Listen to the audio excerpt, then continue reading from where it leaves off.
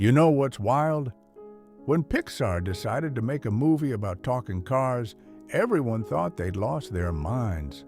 I mean, we'd just gotten The Incredibles and Finding Nemo, these emotionally devastating masterpieces, and then boom, here come some vehicles with eyes. But here's the thing that most people don't realize about Cars from 2006. This film is actually way deeper than anyone gives it credit for. And today, we're going completely off the road to explore every single detail about this automotive adventure that changed animated filmmaking forever. So let's just jump right in and talk about what this movie is actually about. Because on the surface, it seems pretty straightforward, right? We've got Lightning McQueen, this hotshot rookie race car who thinks he's got the world figured out. The basic setup is actually brilliantly simple when you break it down. Lightning is on his way to the biggest race of his life in California, the tiebreaker race that will determine if he wins the Piston Cup Championship. But here's where things get interesting. He's so obsessed with being the first to arrive, so determined to beat his competitors even in the journey there, that he literally doesn't let his truck driver Mac rest properly. This creates a chain of events where Mac falls asleep at the wheel. Lightning falls out of the trailer, and our protagonist ends up completely lost on old Route 66. The premise gets even better when Lightning accidentally tears up the main road of this forgotten town called Radiator Springs and gets sentenced by the town judge Doc Hudson to fix it before he can leave. What seems like a simple detour story becomes this beautiful meditation on what we lose when we're always racing toward the next thing. The movie asks this question that honestly hits different when you're older. What's the point of winning if you lose yourself in the process? Lightning starts the film thinking life is all about the trophy, the fame, the endorsements, but Radiator Springs teaches him that connections, community, and actually caring about something beyond yourself, that's what makes life worth living. It's essentially a story about a guy who has to slow down to speed up, if that makes sense. And the premise works so perfectly because we've all been Lightning at some point, rushing past the good stuff to get to what we think matters. Now let's talk about who's actually in this thing, because the character roster in Cars is absolutely stacked. Obviously, you've got Lightning McQueen as your main character, and we'll get deeper into him in a second. But think about how well-rounded this cast is. You've got Sally Carrera, the Porsche 911, who used to be a high-powered attorney in Los Angeles before she gave it all up to find a simpler life in Radiator Springs. There's Mater, the rusty tow truck with a heart of gold, who becomes Lightning's best friend, despite them having absolutely nothing in common at the start. Doc Hudson is probably one of Pixar's most complex characters ever. This grumpy old car who turns out to be the legendary fabulous Hudson Hornet, a racing champion from the 1950s who got forgotten by the sport he loved. Then you've got all of the residents of Radiator Springs, each one representing a different aspect of small-town America that's been left behind by progress. Luigi and Guido run the tire shop. They're these Italian cars obsessed with Ferrari and racing culture. Fillmore is literally a VW bus hippie who makes organic fuel. And Sarge is his neighbor, a military Jeep. And they're constantly bickering, but clearly best friends. Ramon owns the paint shop and is married to Flo, who runs the cafe. Sheriff is the local law enforcement, kind of bumbling but well-meaning. And Lizzie is the old Model T who runs the curio shop and barely remembers what's happening half the time, but drops wisdom when you least expect it. What makes these characters work so well together is that they're not just quirky side characters, they each represent something real. They're all businesses that thrived when Route 66 was the main thoroughfare across America, and they've all been struggling since the interstate highway bypass was built. The main characters aren't just cars. They're symbols of how America's relationship with travel, community, and progress has changed over the decades. When we're talking about who voices these characters, we need to start with Owen Wilson as Lightning McQueen, because honestly, was there ever a more perfect casting choice? Owen Wilson brings this natural cockiness to Lightning that never quite tips over into being unlikable. He's got that surfer dude quality in his voice that makes Lightning feel young and a bit naive rather than genuinely arrogant. You can hear the character arc happening just in how Wilson delivers his lines. At the beginning, he's all ka-chow and self-centered confidence. But by the end, there's this warmth and genuine humility that's really beautiful. Paul Newman voices Doc Hudson, and this was actually one of his final film roles before he passed away in 2008, which adds this extra layer of poignancy to the character. Newman was a real-life racing enthusiast. He actually competed professionally in racing later in his life, so he understood Doc's relationship with the sport on a personal level. You can hear the weariness in his voice, the disappointment of someone who gave everything to something that didn't give anything back. Bonnie Hunt voices Sally, and she brings this intelligent warmth to the character that makes you completely understand why Lightning falls for her. She's not just the love interest, she's the conscience of the film in many ways, the one who chose to step away from the rat race intentionally. Larry the Cable Guy as Matter was actually a controversial choice at the time because his comedy persona is pretty broad, but honestly, he makes Mater work. He gives the character such genuine sweetness that you never feel like you're being pandered to. Cheech Marin as Ramon, Tony Shalhoub as Luigi, Jennifer Lewis as Flo. These are all character actors who understand how to create a full personality with limited screen time. The role that Owen Wilson plays in bringing Lightning to life really can't be overstated. Think about the challenge here. You're voicing a car, you don't have human body language to work with, everything has to come through in the voice and the personality you create. Wilson doesn't just read lines, he gives Lightning this whole attitude. There's that California cool guy vibe, but there's also vulnerability underneath that Lightning himself doesn't even know is there at the start of the film. When Lightning is being cocky in the beginning, Wilson plays it with enough charm that you're entertained rather than annoyed. But the real skill shows in the quieter moments, like when Lightning is talking to Sally about her past, or when he's watching Doc's old racing footage and starting to understand what he lost. Wilson's delivery in these scenes is much softer, more contemplative. You can actually hear Lightning thinking, processing, growing up.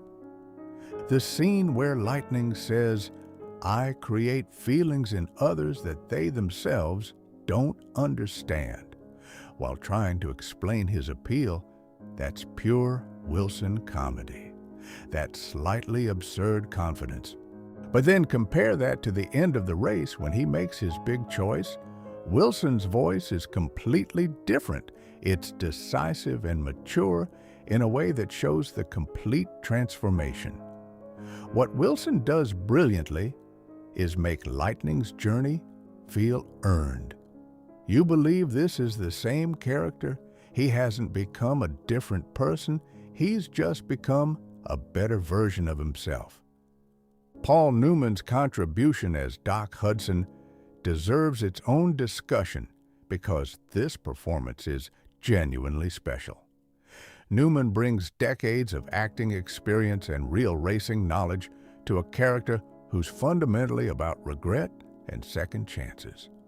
Doc is bitter when we first meet him. He's the judge who sentences Lightning, and he's clearly just annoyed by this hotshot young racer showing up in his quiet town. But Newman plays it with layers. You can tell there's something deeper going on even before we learn Doc's secret. When Lightning discovers Doc's past as the fabulous Hudson Hornet, the film shifts into this different gear, no pun intended. Doc's story is actually pretty dark for a kid's movie. He was a champion who had a career-ending crash. And when he recovered and tried to return to racing, the sport had moved on without him. They told him he was history, replaced him with newer models, and forgot about him completely. Newman's voice when Doc talks about this carries real pain, the kind that comes from personal experience. Newman himself was aging when he made this film. He understood what it meant to be overlooked, to have your best days be behind you. But what's beautiful is how Newman also brings hope to Doc. When Doc decides to become Lightning's crew chief, when he comes out of retirement in that role, Newman's voice has this renewed energy. The line, "I knew you needed a crew chief, but I didn't know it was this bad," is delivered with such perfect comedic timing and underlying affection.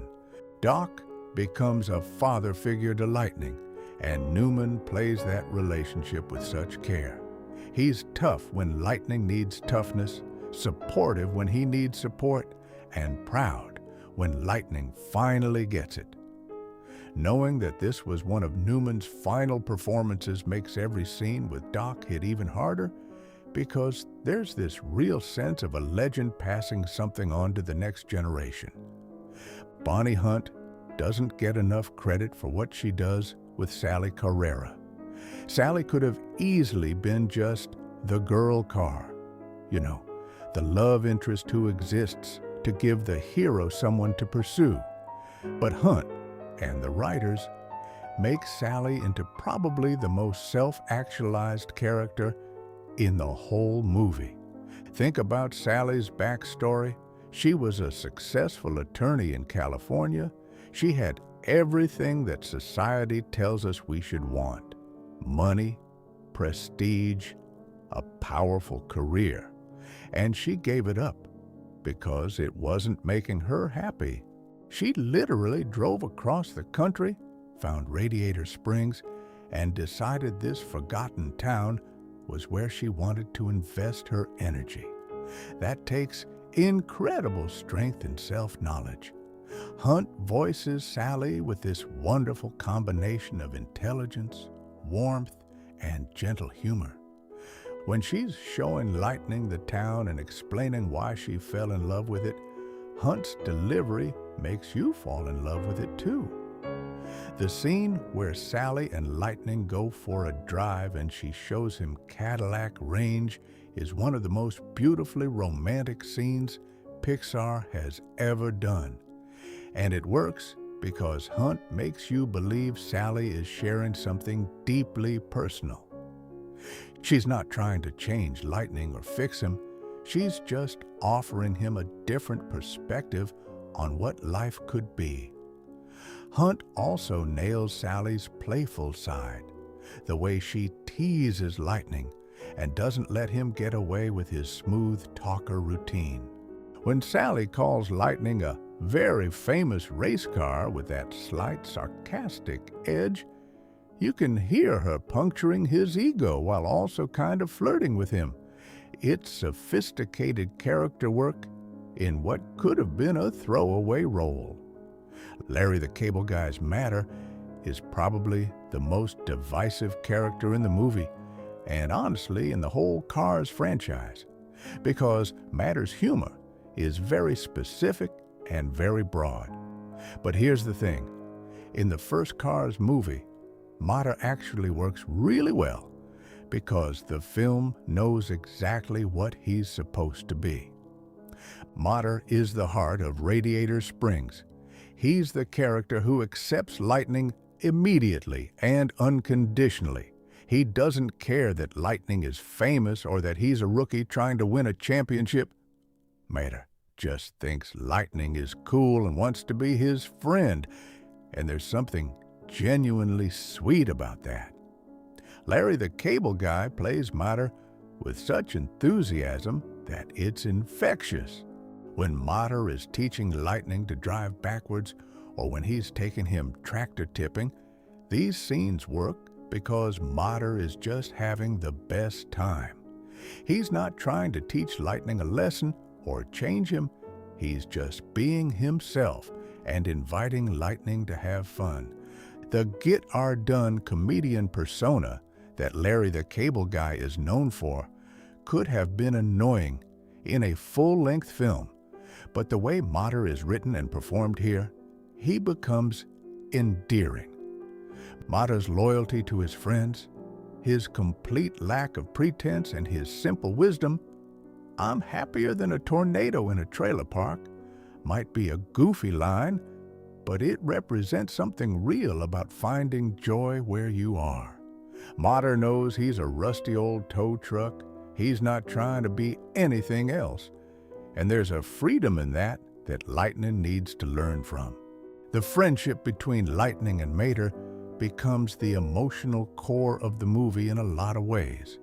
And that only works because Larry the Cable Guy commits fully to making Mater feel like a real personality rather than just a collection of redneck jokes. The supporting voice cast is just ridiculously stacked with talent when you actually look at it. Tony Shalhoub, who you know from Monk, voices Luigi, the Italian tire shop owner who's obsessed with Ferrari. Shalhoub doesn't just do an Italian accent, he creates this whole personality of someone who's passionate about tradition and craftsmanship. Luigi's dream is to fit a tire on a real Ferrari, and when it finally happens, Shalhoub's reading of Pete Stop is so filled with joy that you can't help but smile. Guido, Luigi's assistant, only speaks Italian and is voiced by Guido Quaroni, one of the film's supervising animators. Cheech Marin as Ramon the Lowrider is perfectly cast because Cheech brings that laid-back Chicano cool to the character. Ramon is an artist who treats paint jobs like fine art, and Marin makes you believe in that passion. Jennifer Lewis voices Flo with such sass and warmth. She's like the mom of Radiator Springs, taking care of everyone but not taking any nonsense. Michael Keaton voices Chick Hicks, Lightning's main racing rival, and Keaton plays him as wonderfully slimy and insecure. Chick is the guy who's been racing forever and never won, so he's willing to cheat and play dirty to finally get his piston cup. Keaton gives Chick this desperate edge that makes him more than just a cartoon villain. Richard Petty, the real-life NASCAR legend, voices Strip the King Weathers, and his authentic racing background brings such credibility to the character. The King is everything Lightning thinks he wants to be: a champion, beloved, successful. But Petty also gives him humility and grace. John Ratzenberger, who's in every Pixar movie, voices Mac the truck and brings his signature everyman quality to Lightning's long-suffering hauler. So let's get into what actually happens in this movie, because the plot structure is really interesting when you break it down. The film opens with Lightning McQueen racing in the Dinoco 400, the final race of the Piston Cup season, and it's immediately clear what kind of character we're dealing with. Lightning refuses to take direction from his crew. He thinks he can win on his own without help, and he's so focused on beating Chick Hicks and the King that he blows his tires and ends up in a three-way tie. Already in these opening minutes, the film is setting up Lightning's fatal flaw, his belief that he doesn't need anyone else. The tie means there will be a tiebreaker race in California in 1 week, and whoever wins that will be the new Piston Cup champion and likely get the Dinoco sponsorship that Lightning desperately wants. Lightning's obsession with being the first one to California, even though the race isn't for a week, leads to him pushing Mac to drive through the night without rest. When Mac inevitably falls asleep and some tuner cars wake him up startled, Lightning rolls out of the trailer without anyone noticing. This is where the adventure really begins, because Lightning wakes up on what he thinks is the interstate, tries to catch up to Mac, and ends up getting completely lost. He discovers too late that he's on old Route 66, not the interstate, and in his panicked attempt to find his way, he runs into Radiator Springs, literally crashes through the town, and tears up their main road with his racing studs. This brings us to one of the key early scenes where Lightning meets all the residents, and they're not impressed with him at all. Sheriff tries to run him out of town, Lightning tries to escape, and ends up tangled in barbed wire and caught. Doc, as the town judge, initially wants to just let Lightning go, but Sally convinces Doc that Lightning should repair the road he destroyed as community service. This is where the movie settles into its second act, which is really about Lightning being forced to slow down for the first time in his life. He's stuck in Radiator Springs, desperate to leave, but he has to finish paving the road first. Lightning's first attempt at road work is hilariously bad. He races through it in a few hours and creates this bumpy disaster of a road that's completely unusable. Doc makes him scrape it off and start over, this time doing it right. What's brilliant about this section of the film is that we watch Lightning gradually let his guard down. At first, he's openly contemptuous of Radiator Springs and everyone in it. He can't understand why anyone would choose to live there, why they don't just leave and go somewhere more successful. But slowly, through spending time with these characters, he starts to see things differently. Mata takes him tractor tipping, which is just cows but with tractors, and Lightning actually has fun doing something pointless for the first time.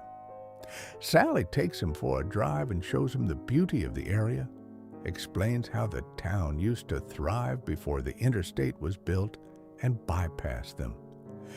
We get that gorgeous sequence of them driving through Cadillac Range at sunset, and you can see Lightning starting to understand that there's more to life than racing and winning.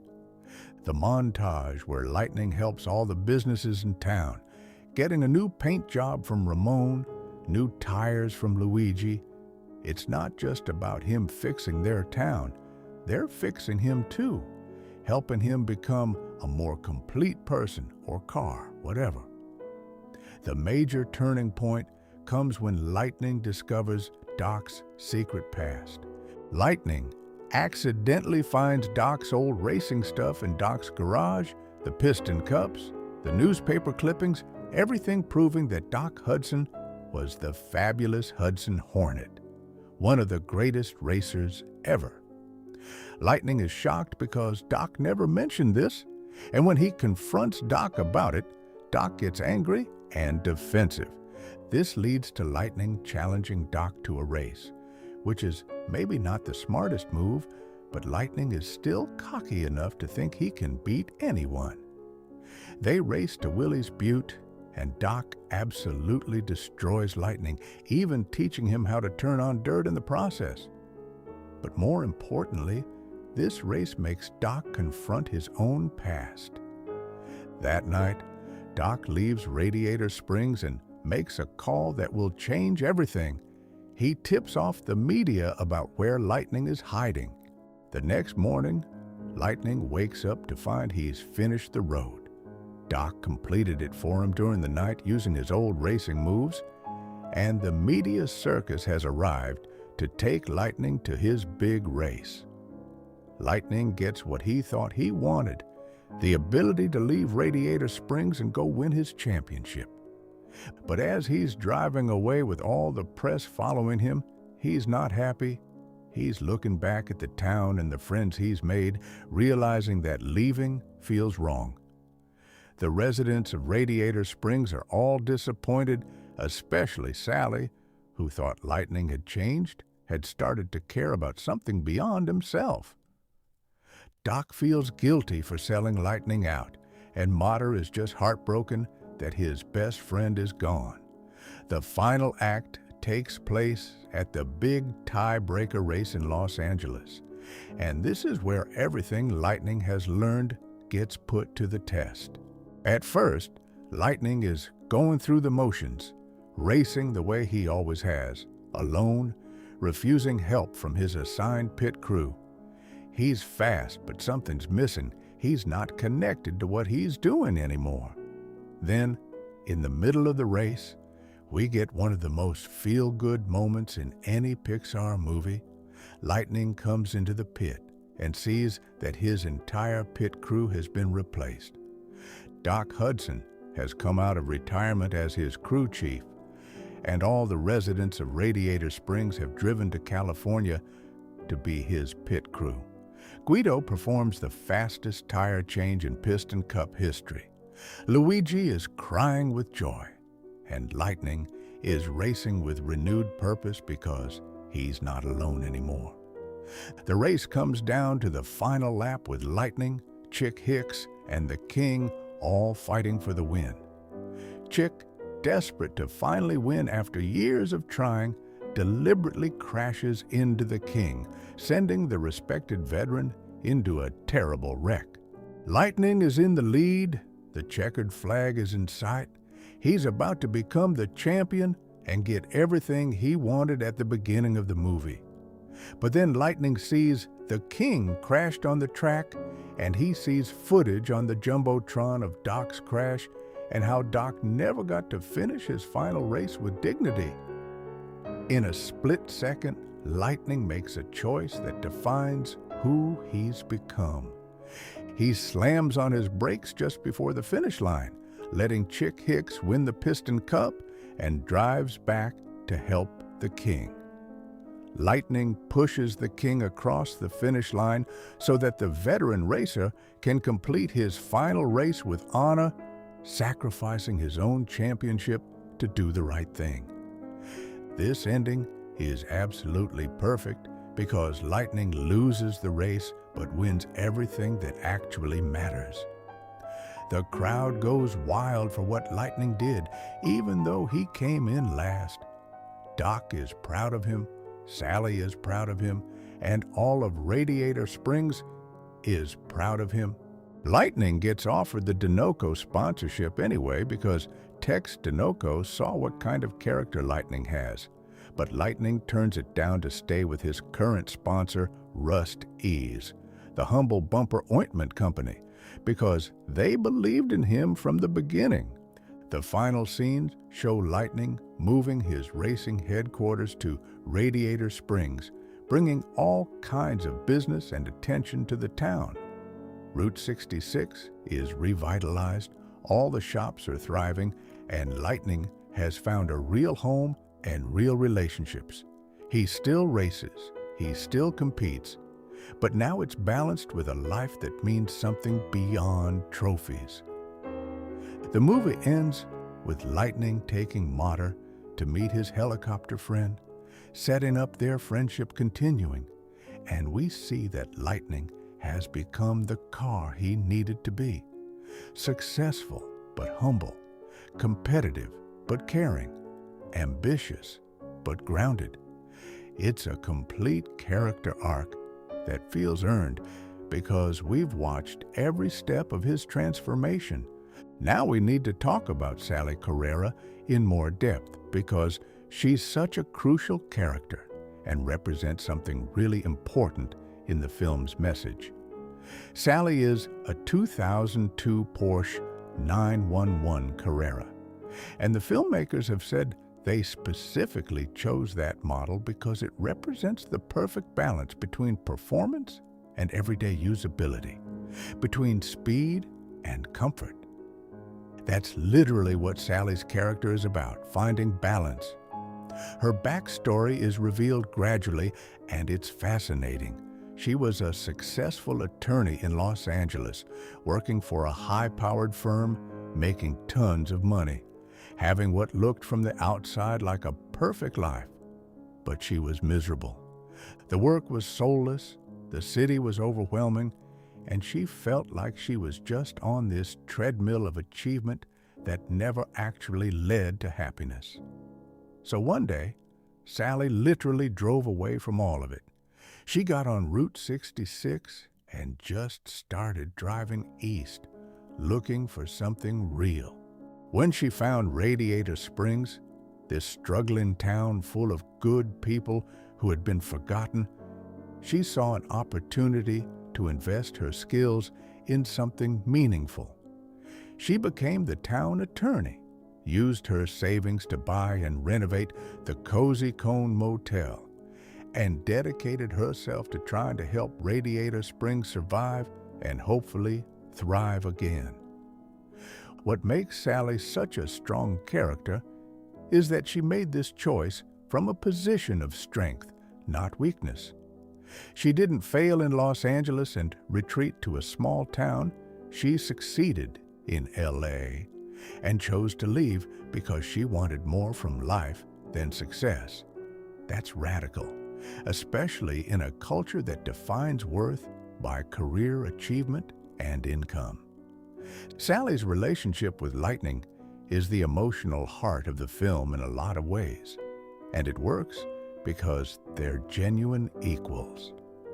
When Lightning first meets Sally, he immediately tries his smooth talker routine on her, the same charm that probably works on his fans.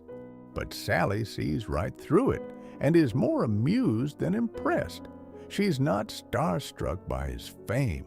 She's not interested in his accomplishments. She wants to know who he actually is as a person. Their first real conversation, where Sally asks Lightning if he's tried to find the town's charm, sets up their dynamic perfectly. Lightning admits he doesn't understand why anyone would want to stay in Radiator Springs when they could be somewhere more exciting, and Sally gently challenges that assumption. The courtroom scene, where Sally argues that Lightning should fix the road, is actually her first act of kindness toward him, even though Lightning doesn't realize it. She's given him a reason to stay, to slow down, to experience something different. As the film progresses and Lightning starts to change, his conversations with Sally become deeper. The crucial scene is when they go for a drive together and Sally opens up about her past. She takes Lightning to her favorite spot overlooking Cadillac Range and explains why she loves Radiator Springs. She talks about how the town used to be a destination, how travelers would take Route 66 specifically because the journey mattered, not just the destination. Then the interstate came and bypassed all these small towns, and everyone started flying past them at 70 miles an hour, never stopping, never seeing what they were missing. This conversation is really Sally explaining Lightning's entire character arc to him without being preachy about it. She tells him that the journey used to be the thing, that people would drive slowly and notice things and connect with places and people along the way. Now, everyone just wants to get where they're going as fast as possible, and they miss everything good in between. Lightning is literally living this. He's so focused on getting to his big race, so obsessed with becoming champion and getting the Dinoco sponsorship, that he's missing the beautiful things happening right in front of him. Sally's story about why she left Los Angeles is her way of telling Lightning that achievement without fulfillment is empty. You can win every race and still lose if you don't have people to share it with, if you don't have a place that feels like home, if you don't have values beyond winning. What's beautiful is that Sally never demands that Lightning change. She just offers him a different perspective and lets him come to his own conclusions. She's attracted to who Lightning is becoming, not who he was when he arrived. The scene where they're watching the sunset and Lightning says, "I like it here," is the moment he really starts to fall for her. But it's also the moment he starts to fall for the whole lifestyle she represents. By the end of the film, when Lightning decides to move his racing headquarters to Radiator Springs, it's not just about being near Sally, although that's obviously part of it. It's about choosing the life philosophy she embodies. Sally proves you can have success and ambition while also having community and connection. You just have to be intentional about your priorities. Doc Hudson deserves a much deeper analysis because he's probably the most complex and tragic character Pixar had created up to that point. Doc's story is revealed in layers, which makes it more impactful. We first meet him as the cantankerous town judge who just wants this annoying young race car out of his town so life can go back to quiet normal. He comes across as grumpy and dismissive, not particularly likable. Then Sally convinces him to sentence Lightning to community service, and Doc reluctantly agrees, but clearly isn't happy about it. At this point, we think we know who Doc is, the small-town authority figure who's set in his ways. But then Lightning discovers Doc's garage full of piston cups and racing memorabilia, and everything shifts. Doc Hudson was the fabulous Hudson Hornet, a 3-time Piston Cup champion in the 1950s, one of the greatest racers in history. The newspapers in his garage tell the story that Doc won't talk about. He had a terrible crash during the 1954 season, and everyone thought his career was over. But Doc fought his way back, recovered from his injuries, rebuilt himself, and returned to racing, expecting to pick up where he left off. Instead, the racing world had moved on. They told him he was history, that newer models had taken his place, that his time was done. Doc was replaced and forgotten by the very sport he'd given everything to, and that betrayal turned him bitter.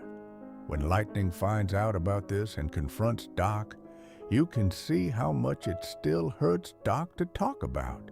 He's spent decades trying to put that part of his life behind him, hiding in Radiator Springs where nobody knows who he used to be. Lightning, in his youthful arrogance, doesn't really understand the depth of Doc's pain.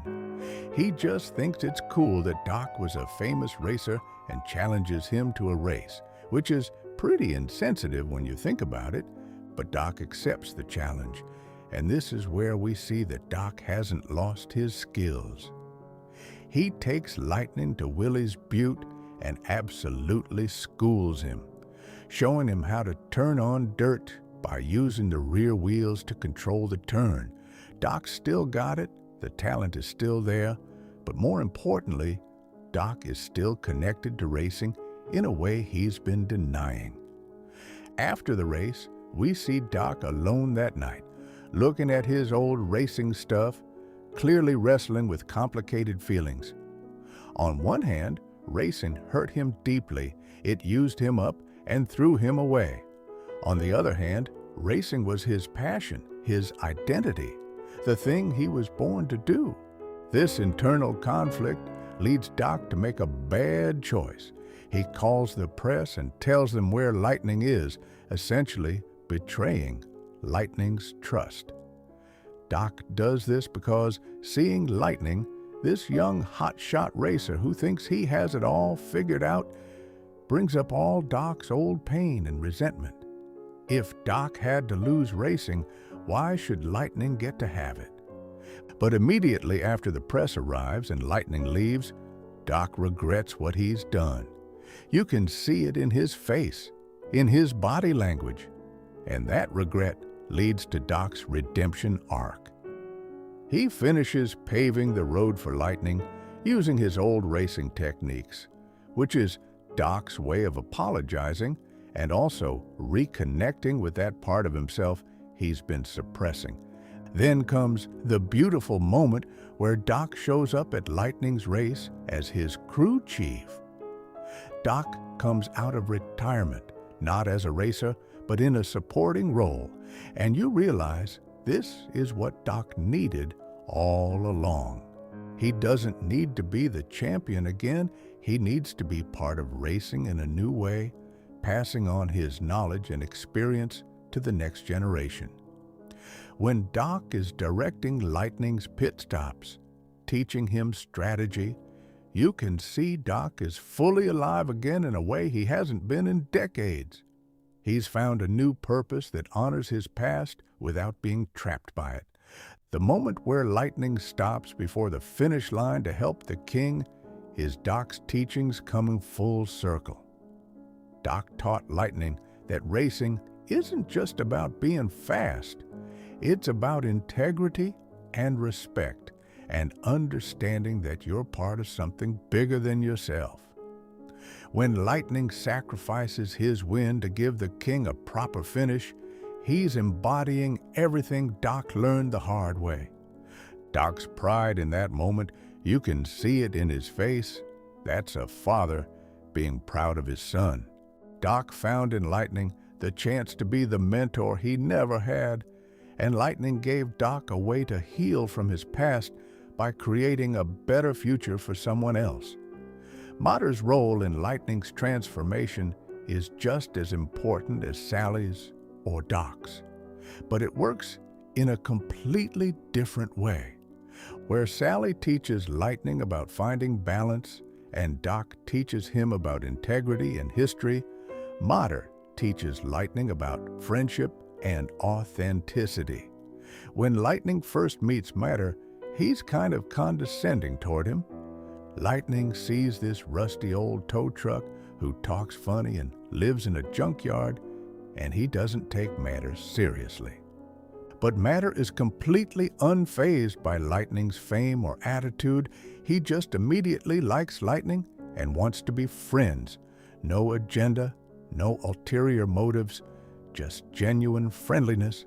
This is completely foreign to Lightning, whose every relationship up to this point has been transactional. His relationship with his agent is about making money. His relationship with his sponsors is about publicity. Even his relationship with his race crew is strained because Lightning doesn't really respect them. Mater offers something Lightning has never had: unconditional friendship.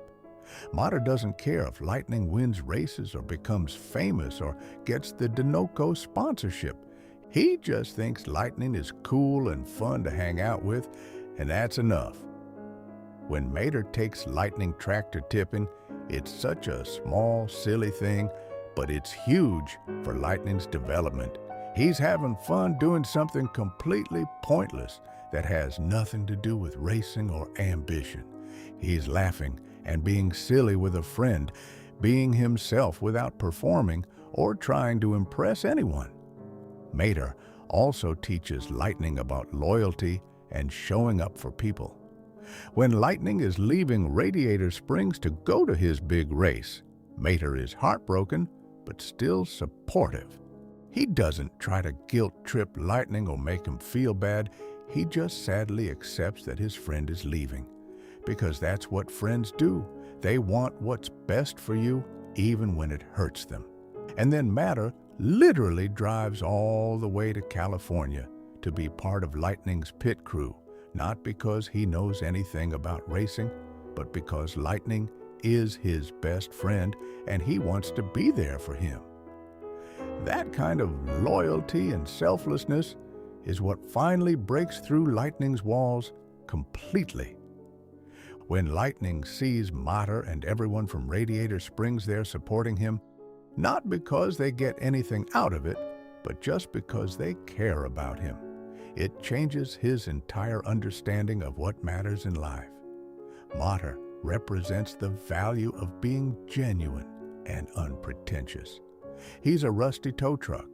He knows he's not fancy or sophisticated, and he's completely okay with that. He's not trying to be something he's not. He's just Mater, and he's happy with who he is. That self-acceptance is something Lightning desperately needs to learn.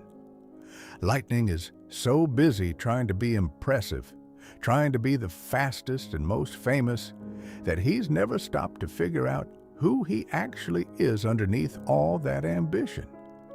Matter shows him that you can just be yourself, flaws and all, and people will love you for it. The friendship between Lightning and Mater becomes the heart of the entire Cars franchise going forward, and it works because it's built on such a solid foundation in this first film. They're opposites in almost every way, but they bring out the best in each other. The supporting characters of Radiator Springs each play a specific role in Lightning's education about life and community. Luigi and Guido, the Italian tire dealer, and his assistant teach Lightning about passion and craftsmanship. Luigi doesn't just sell tires. He treats tires like they're art, like choosing the right tire is one of life's great pleasures. When Lightning first arrives, he's dismissive of Luigi's enthusiasm. He literally says he doesn't need new tires.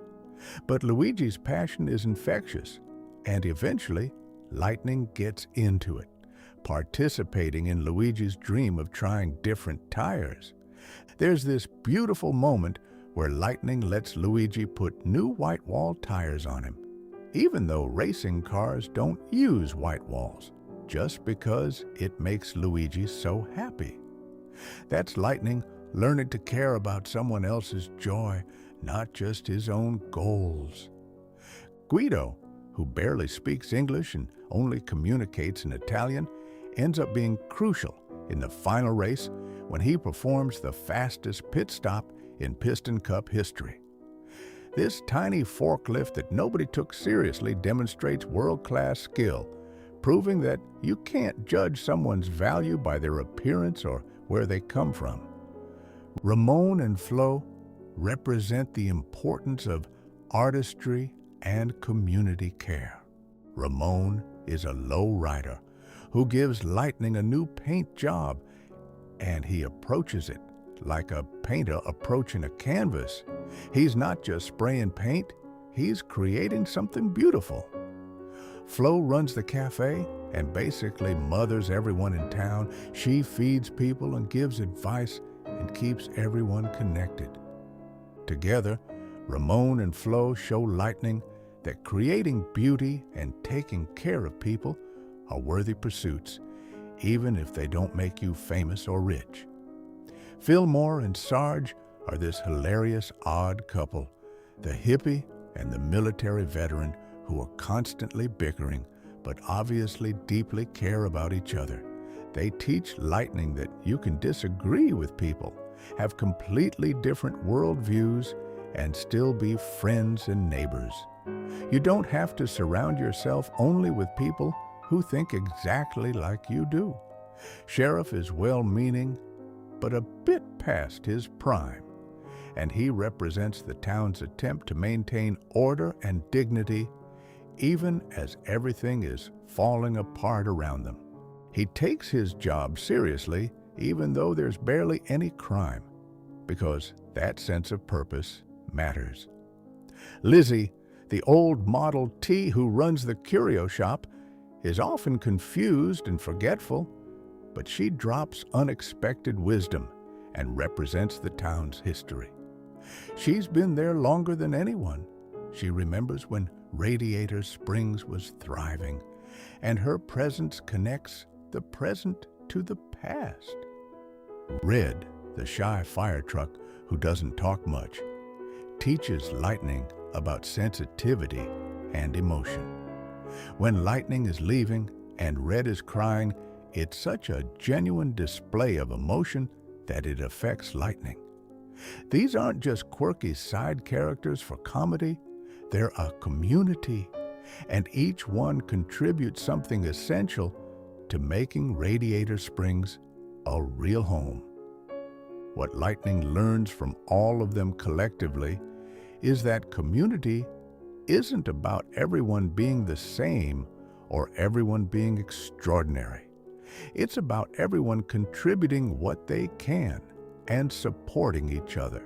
It's about showing up for each other, celebrating each other's joys, helping with each other's struggles, and creating something together that's bigger than any individual could create alone. The villain of the film, Chick Hicks, is interesting because he's not really evil, he's just pathetic in a very human way. Chick has been racing his entire career in the shadow of Strip the King Weathers, always the bridesmaid, never the bride. He's come into second place so many times, been so close to winning the Piston Cup so many times, and it's made him bitter and desperate. Michael Keaton voices Chick with this perfectly sleazy quality.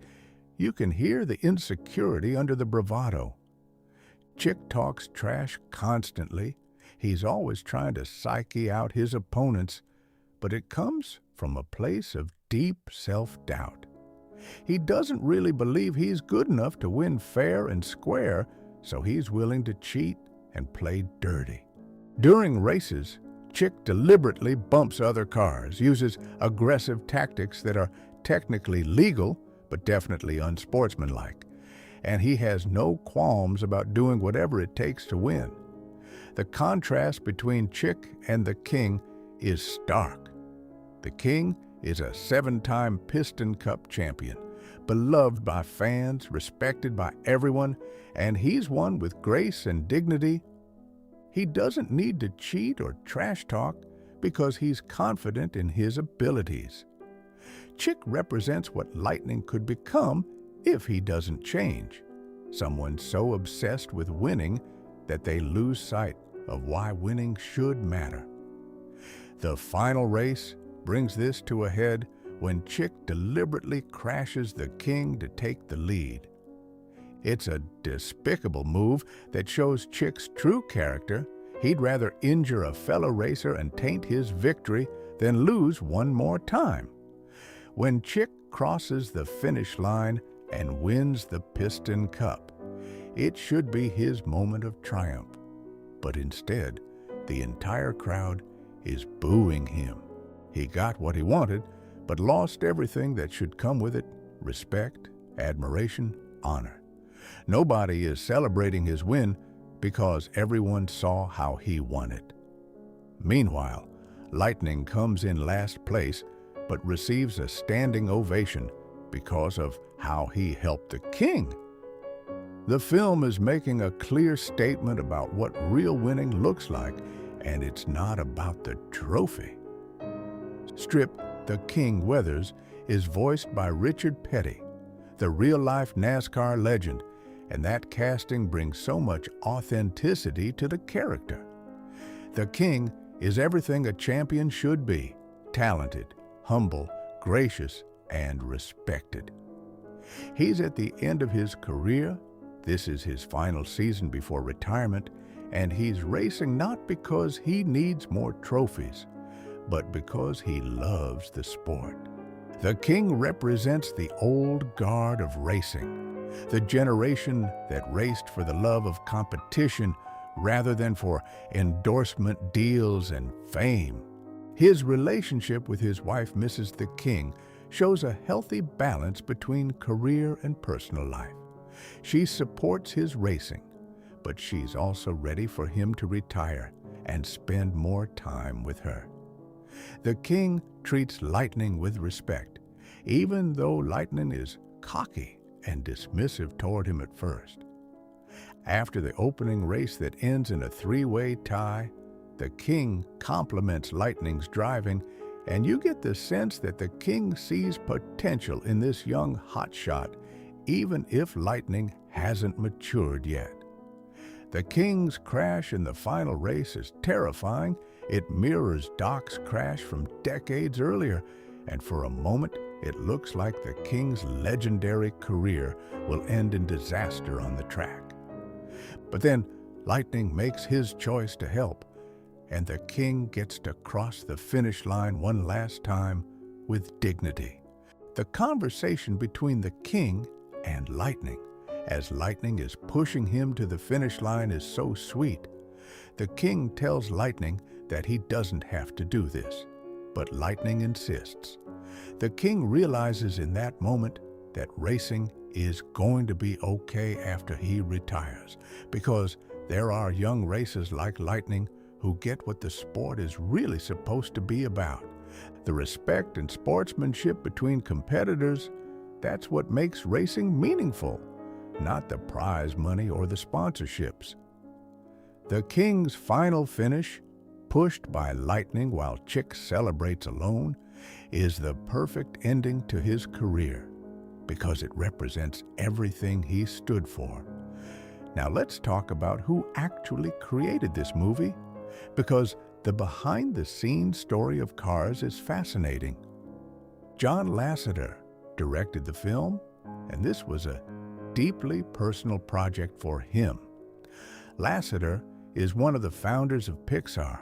He directed Toy Story, A Bug's Life, and Toy Story 2, so he's animation royalty. But Cars came from a very specific place in Lasseter's own life. In the late 1990s and early 2000s, Pixar was producing hit after hit. They were growing incredibly fast, and Lasseter was working constantly. He was missing time with his family, always on the road or in the office.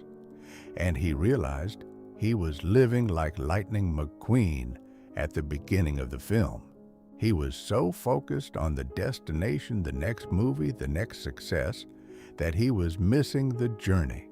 Lasseter and his wife took a road trip across Route 66, the historic highway that used to be the main route from Chicago to Los Angeles before the interstate highway system was built. During that trip, Lasseter fell in love with the small towns along Route 66, many of which had been struggling since the interstate bypassed them. He met real people whose businesses had thrived when Route 66 was the main road and had struggled or closed when everyone started taking the faster interstate instead. These towns and people inspired Radiator Springs and its residents.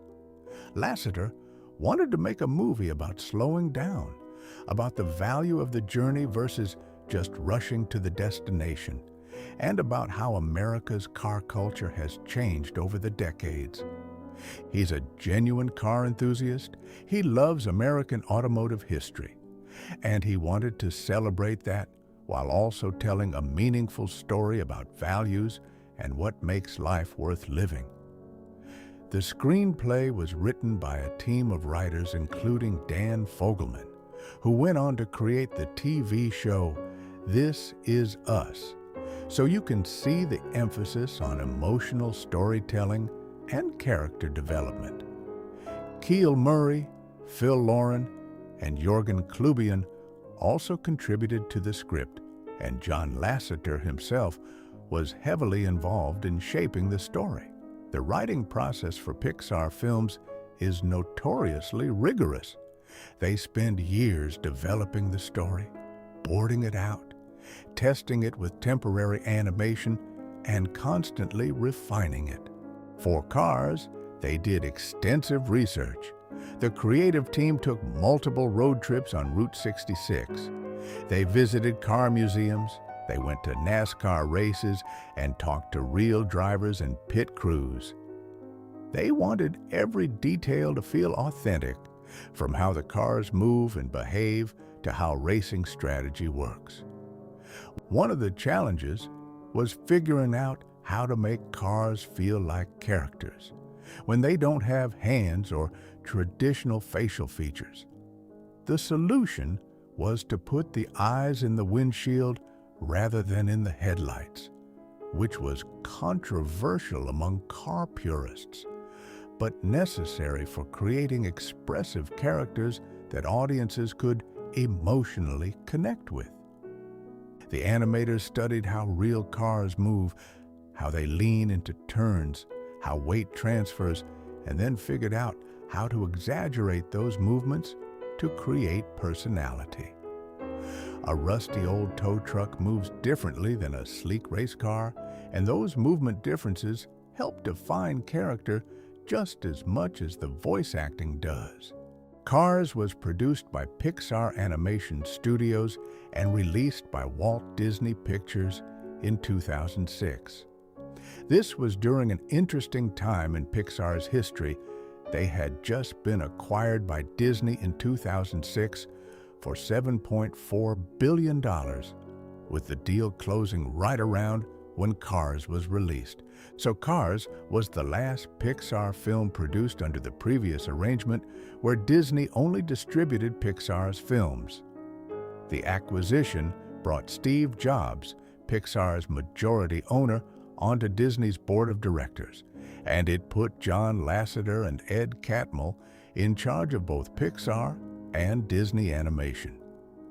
The producers on Cars were Darla K. Anderson, who had produced A Bug's Life and Monsters, Inc., so she was a Pixar veteran who understood the studio's creative process. The production took about 4 years from initial development to final release, which was typical for Pixar films at that time. They rendered the movie using Pixar's proprietary RenderMan software, but they had to develop new tools specifically for Cars, because rendering realistic metal surfaces in car paint was technically challenging. They wanted the cars to look like real metal and chrome, not plastic or fake, so the technical team spent months developing shaders and rendering techniques to achieve that quality. The film's budget was estimated at around $120 million, which was significant for an animated film in 2006. But Pixar had built a track record of hits that justified that investment. The inspiration for Cars comes from multiple sources beyond just John Lasseter's personal road trip experience. There's a strong influence from classic car culture and Americana. The film is basically a love letter to mid-20th century American automotive design and the road trip culture that came with it. Route 66, which features prominently in the film, is a real highway that was commissioned in 1926 and became one of the most famous roads in America. It ran from Chicago to Los Angeles, covering about 2,400 miles through 8 states, and it became known as the Main Street of America. Route 66 represented freedom and opportunity.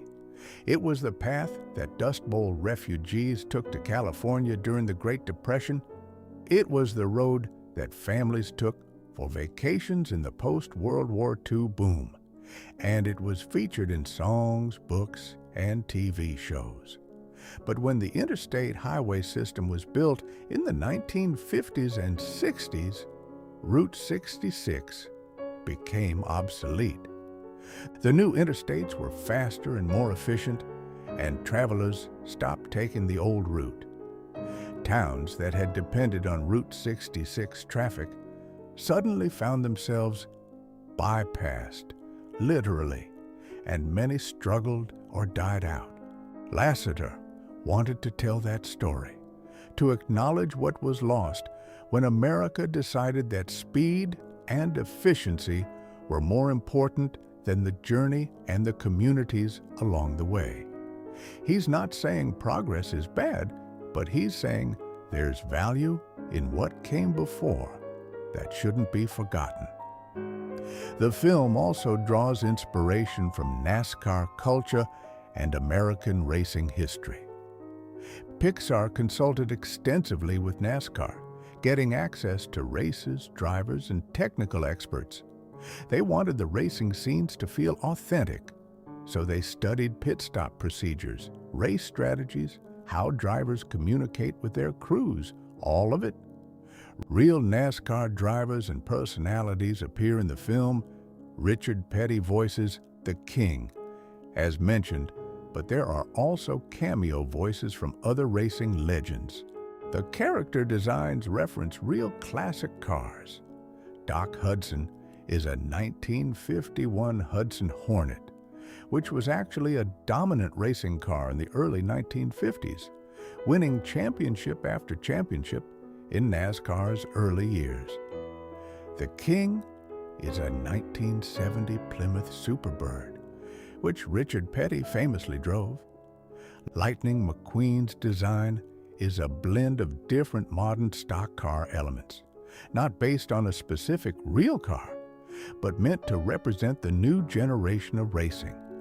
The film also references racing history through Doc's backstory, which parallels real stories of racers who were injured and found that the sport moved on without them. There's a bittersweet quality to how racing treats its athletes, celebrating them while they're winning and forgetting them when they're not. And Cars doesn't shy away from that reality. The inspiration also comes from classic road movies and Americana films. There are echoes of Doc Hollywood, the 1991 film where Michael J. Fox plays a hotshot doctor who gets stuck in a small southern town and learns to appreciate a slower pace of life.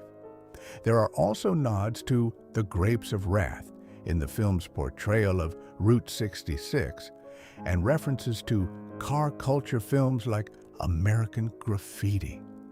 The voice cast for Cars is genuinely impressive when you look at the full roster of talent involved. Beyond the main characters we've already discussed, the supporting and cameo roles are filled with recognizable names and authentic voices from the car world. George Carlin, the legendary comedian, voices Phil Moore, the VW bus hippie, and he brings that counterculture edge that Carlin was famous for. Sadly, Carlin passed away in 2008, and Cars was one of his final film roles. Paul Dooley voices Sarge, the military jeep, and the interplay between Fillmore and Sarge, the hippie and the soldier, gives the film some of its best comic relief.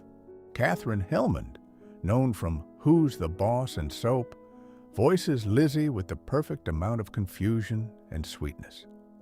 John Ratzenberger, Pixar's good luck charm who appears in every Pixar film, voices Mac the Truck. Jeremy Piven, known for his role in Entourage, voices Harv, Lightning's fast-talking agent who's all about the money and the deals. Harv represents everything shallow about the celebrity and sports world. He doesn't care about Lightning as a person, only as a commodity. The contrast between Harv's calls at the beginning of the film versus the relationships Lightning builds in Radiator Springs perfectly illustrates what the movie is saying about authentic versus transactional relationships. The cameo voice work is also fun. Real-life racing commentators Bob Costas and Darrell Waltrip, voice race announcers Bob Cutlass and Daryl Cartrip, bringing authenticity to the racing scenes. Car Talk hosts Tom and Ray Magliozzi voice Dusty and Rusty Rusties, Lightning's original sponsors, and their banter has that same goofy charm as their radio show. Mario Andretti, the legendary race car driver, voices himself as a car, which is delightfully meta. Michael Schumacher, the Formula One champion, also voices a car version of himself. Jay Leno voices Jay Limo, a celebrity car at the big race. The attention to detail in the casting shows how much Pixar cared about making the car world feel real and lived in.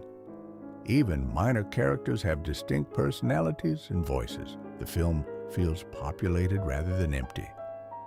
The chemistry between the voice actors is excellent, particularly between Owen Wilson and Larry the Cable Guy as Lightning and Mater. You can tell they're having fun playing off each other, and that energy comes through in the performances. The relationship between Paul Newman and Owen Wilson's characters also works beautifully. There's a mentorship quality that feels genuine, partly because Newman brings such gravitas and Wilson brings such openness to learning. Bonnie Hunt and Owen Wilson create real romantic chemistry despite voicing cars, which is harder than it sounds. The way they deliver their lines in the Cadillac range scene, there's a genuine warmth and connection that makes you root for these characters to be together. The way the actors embody their roles goes beyond just reading lines. They're creating full personalities. Owen Wilson apparently recorded many of his lines while actually sitting in a race car simulator trying to capture the physicality of racing, even though audiences wouldn't see him. Paul Newman, who was in his 80s when he recorded Doc Hudson, brought a lifetime of experience to every line. There are moments where Doc's weariness and regret come through so clearly that it's almost painful, and that's Newman accessing genuine emotion.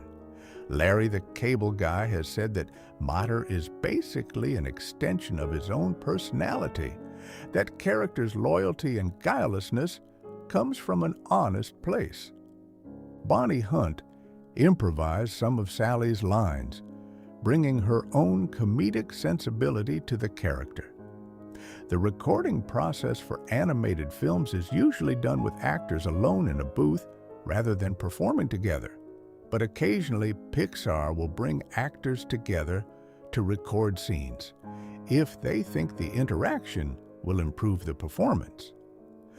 Some of the Lightning and Mater scenes were recorded with Wilson and Larry the Cable Guy in the same room, playing off each other's energy. This attention to performance detail is part of why Pixar's films feel so emotionally resonant. Even though they're animated, the acting is genuinely strong, not just adequate. Let's dive into the actual plot mechanics and story structure, because Cars is really well constructed from a screenwriting perspective. The film follows a classic 3-act structure with clear character arcs and thematic development. Act 1 establishes Lightning McQueen's world, his personality, his goals, and his flaws. We see him racing, we see how he treats people, we understand that he's talented but arrogant and isolated. The inciting incident is Lightning getting lost and ending up in Radiator Springs. This is what kicks off his journey. Act 2 is the longest section. It's Lightning being stuck in Radiator Springs and gradually changing through his interactions with the residents. This is where most of the character development happens. There are several key sequences in Act 2. The initial resistance where Lightning tries to leave and can't. The road paving sequence where he's forced to slow down and do quality work. The bonding moments with Mater and Sally. The discovery of Doc's past. And the race with Doc that leads to Lightning's betrayal. Each of these sequences serves a purpose in Lightning's transformation. Act 3 is the big race and resolution where Lightning proves he's changed by making a choice that the old Lightning never would have made. The structure is clean and effective. It gives the audience a clear journey to follow while allowing plenty of room for character moments and humor. The film also uses visual storytelling brilliantly to reinforce its themes. The contrast between the modern racing world and Radiator Springs is emphasized through color palette and design. The racing scenes are bright, loud, saturated with sponsored logos and artificial lighting. Everything is fast and overwhelming. Radiator Springs, especially when Lightning first arrives, is dusty and faded. The colors are muted and desaturated, showing how the town has declined. But as Lightning fixes the road and helps the businesses, the colors gradually become more vibrant. By the end of the film, when Route 66 traffic has returned to Radiator Springs, the town is colorful and alive again. This visual transformation mirrors Lightning's internal transformation. As he comes to life emotionally, so does the town literally. The use of setting is also symbolic. Radiator Springs is located in a desert area inspired by the American Southwest, particularly Arizona. It's literally in the middle of nowhere, far from the interstate, isolated. This isolation is both the town's curse, because no one comes there anymore, and its blessing, because it's preserved a way of life and values that the modern world has lost. The desert landscape is beautiful in its starkness, and the film takes time to show that beauty, particularly in the sequence where Sally and Lightning drive through Cadillac Range at sunset. That scene is about appreciating natural beauty and taking time to notice your surroundings, which is the opposite of racing past everything at 200 miles per hour. The racing scenes themselves are technically impressive and serve the story rather than just being action for action's sake. The opening race establishes Lightning's driving style and personality. He's aggressive, he refuses to listen to his crew, and he's willing to risk everything to win. The race choreography shows him weaving through traffic, taking risks, and ultimately blowing his tires because he pushed too hard. This race sets up his character flaws that will need to be addressed. The dirt track race between Lightning and Doc is about Lightning learning humility and Doc reconnecting with his past. Doc's driving is smooth and controlled. He uses technique rather than just speed, and he literally drives circles around Lightning. This race teaches Lightning that there is always someone better, always more to learn. The final Piston Cup race is where everything comes together. Lightning races differently than he did at the beginning. He works with his pit crew. He listens to Doc's advice. He's part of a team now, rather than a lone wolf. And then his choice to stop before the finish line demonstrates complete character transformation. The old Lightning would never have sacrificed winning for anything. But the new Lightning understands that how you race matters more than whether you win. The racing in cars is exciting and well animated, but it always serves character and theme. It's not just spectacle. The emotional beats of the film are carefully placed to build to the climax. There are several moments designed to make you feel things. Lightning's isolation at the beginning, when you realize he doesn't have any real friends, just people who work for him. The moment when Mater takes Lightning tractor tipping and Lightning laughs genuinely for maybe the first time. The sunset drive with Sally where Lightning starts to see the world differently. Doc's anger and pain when talking about how racing betrayed him. The montage where lightning helps all the shops in Radiator Springs and the town comes back to life. Lightning's sad departure when he thinks he has to leave, the moment when Doc and the Radiator Springs gang show up at the race and Lightning realizes they came for him.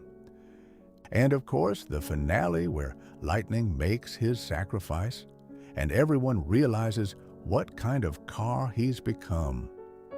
These emotional moments are what people remember about Cars, not the technical details or the plot mechanics, but how the film makes you feel. Pixar understands that animation is just a medium. The goal is still to tell emotionally resonant stories that connect with audiences on a human level, even when the characters are cars. The humor in Cars is a mix of car-related puns, situational comedy, and character-based humor. The car puns are everywhere. Characters say things like, "These are good folk around here who care about one another. I don't want them depending on someone they can't count on," with "count on" being a subtle car reference. The town is called Radiator Springs. There's a shop called Casa de la Tires. The legal document Lightning has to sign is on important papery. These puns could be groan-worthy, but they're delivered with enough charm that they work. The situational comedy comes from Lightning being a fish out of water in Radiator Springs. He doesn't understand the small-town pace or values, and his attempts to navigate this world create humor. His terrible first attempt at paving the road is funny. His confusion about why anyone would go tractor tipping is funny. His smooth talker routine failing on Sally is funny. The character-based humor comes from distinct personalities bouncing off each other. Fillmore and Sarge's constant bickering about politics and values is funny because they're such opposites. Luigi's intense passion for tires is funny because of how seriously he takes something most people don't think about. Matter's guileless observations are funny because he's so sincere. The humor never undercuts the emotion, though. Pixar is skilled at balancing comedy and heart so that one enhances the other. The film's pacing is generally strong, though some people feel the middle section drags a bit. The runtime is 116 minutes, which is longer than many animated films, and there's definitely a slower, more contemplative pace to the Radiator Springs sequences. But that slower pace is intentional.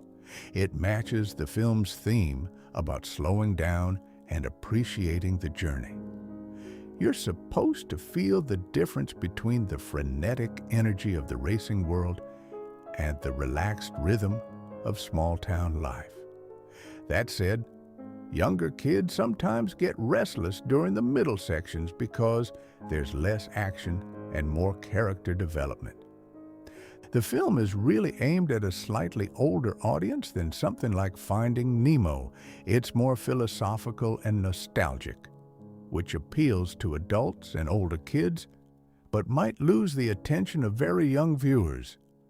The pacing picks up again in the third act when we get to the big race, and the finale has genuine tension even though we know Lightning probably isn't going to win in a traditional sense. The question becomes not whether he'll win, but what choice he'll make, and that's more interesting than a straightforward sports movie climax. One of the most interesting aspects of Cars from an analytical perspective is how it deals with commercialization and authenticity. Lightning starts the film obsessed with getting the Dinoco sponsorship, which represents the pinnacle of commercial success in his world. Dinoco is the prestige brand, clean and respected, unlike his current sponsors, Rusty's, which is a bumper ointment marketed to rusty old cars. Lightning is embarrassed by Rusty's. He doesn't want to appear in their commercials or hang out with rusty and dusty Rusty's. He sees Rustez as beneath him, a stepping stone to something better. This attitude represents Lightning valuing image and prestige over loyalty and authenticity. Rustez believed in Lightning when he was nobody. They gave him his start, but he wants to abandon them the second something better comes along. The film critiques this attitude, not by making Dinoco villainous, because Tex Dinoco is actually portrayed as a good guy, but by showing that chasing prestige at the expense of loyalty is hollow. When Lightning turns down the Dinoco sponsorship to stay with Rustez, he's choosing authenticity and loyalty over image. He's saying that the people who believed in him from the beginning matter more than upgrading to a more prestigious brand. This theme extends to the whole conflict between Radiator Springs and modern interstate culture. The interstate represents efficiency, speed, getting where you're going as fast as possible. It's progress in a technical sense. It's objectively faster to take the interstate than Route 66. But the film asks what we lose with that efficiency. And the answer is connection, community, local businesses, the journey itself. Radiator Springs represents a more authentic way of life, slower but richer, less efficient but more meaningful. The film isn't saying we should literally abandon interstate highways and go back to Route 66. That would be impractical and silly. But it is saying that the values represented by Route 66 culture, taking time for the journey, supporting local communities, valuing relationships over speed, those values shouldn't be lost. Lightning's decision to move his headquarters to Radiator Springs is him literally investing in those values. He brings business and attention to the town, but he also subjects himself to that lifestyle. He can't just race off to the next thing. He's part of a community now with responsibilities and connections. The film suggests that we can have both. We can have progress and modernity while also maintaining connection to community and authenticity. But we have to be intentional about it. We have to choose it. The visual design of Cars is stunning, and it required Pixar to develop new animation and rendering techniques. Car surfaces are tricky to render because they're reflective and have complex material properties. Metal behaves differently than paint, which behaves differently than chrome or rubber. The technical team spent months getting the car surfaces to look right, photoreal but still stylized enough to feel like an animated film. The environments are equally impressive. The desert landscapes around Radiator Springs are gorgeous, with convincing rock formations, desert vegetation, and atmospheric effects. The team studied the real Southwest landscape extensively, taking photography trips and analyzing how light behaves in desert environments. The use of color is sophisticated, as mentioned earlier, with different color palettes for different settings that reflect mood and theme. The racing venues are saturated and bright, almost overwhelming. Radiator Springs starts muted and becomes more vibrant. The Cadillac range sequence uses warm sunset colors that create a romantic, dreamlike atmosphere. The attention to detail in the backgrounds is typical Pixar excellence. Every frame is packed with small touches that reward repeated viewing. The character animation is where Pixar really had to innovate, because making cars emotive without human faces or body language is challenging. The solution was to use the car's mechanical features as stand-ins for facial expressions and body language. The cars lean forward when excited, they bounce when happy, they droop when sad. Their eyes located in the windshield, are extremely expressive, doing the heavy lifting for emotional communication. The animators also use the car's movements to convey personality. Lightning moves with aggressive confidence, lots of quick movements and spins.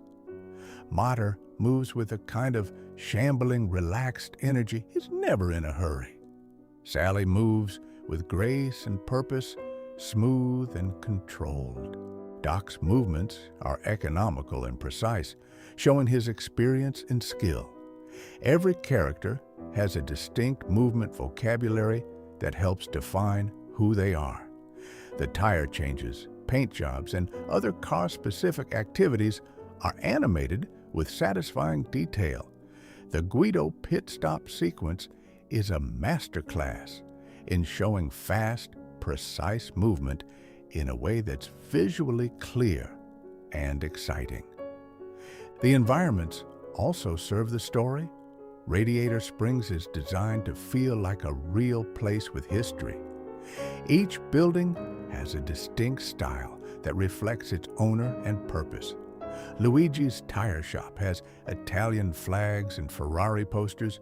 Fillmore's organic fuel station has tie-dye and peace symbols. Flo's Cafe has that classic 1950s diner aesthetic with chrome and neon.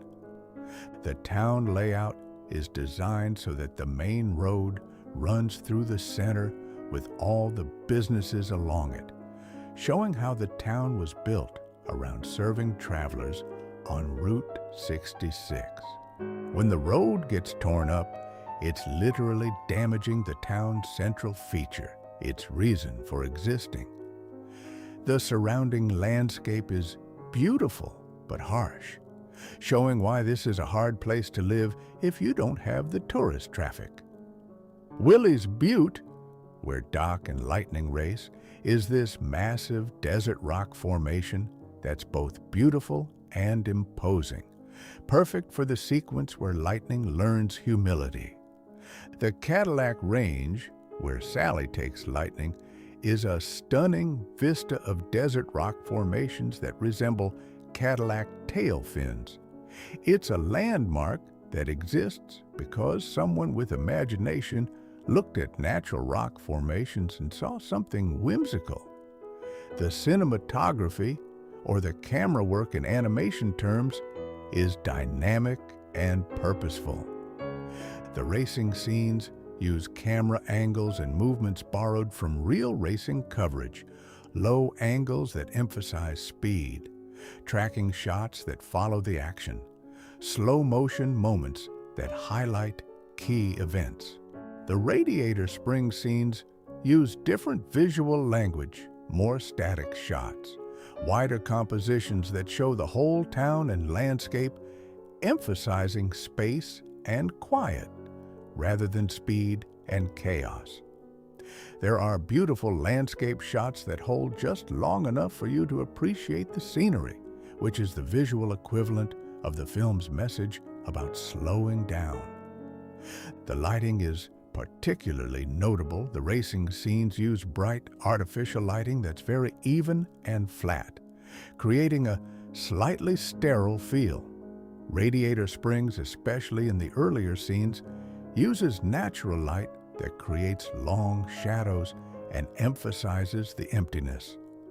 The sunset scenes use warm, golden hour lighting that's absolutely gorgeous and creates a romantic atmosphere. The night scenes in Radiator Springs, particularly when Lightning sees the town's neon signs light up for the first time, use that classic neon glow to beautiful effect, transforming the dusty town into something magical. The film's length, at 116 minutes, is on the longer side for an animated family film, and this has been a point of discussion among critics and audiences. Some people feel the film could have been tighter, particularly in the middle section where Lightning is working on the road and bonding with the townspeople. There's an argument that some of those sequences could have been condensed, without losing the emotional impact.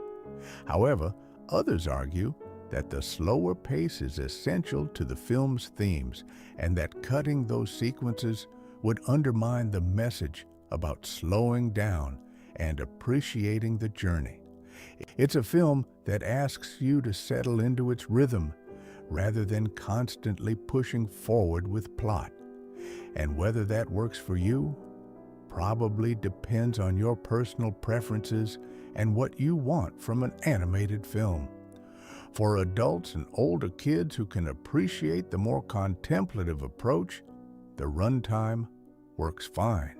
For younger children with shorter attention spans, it might feel long.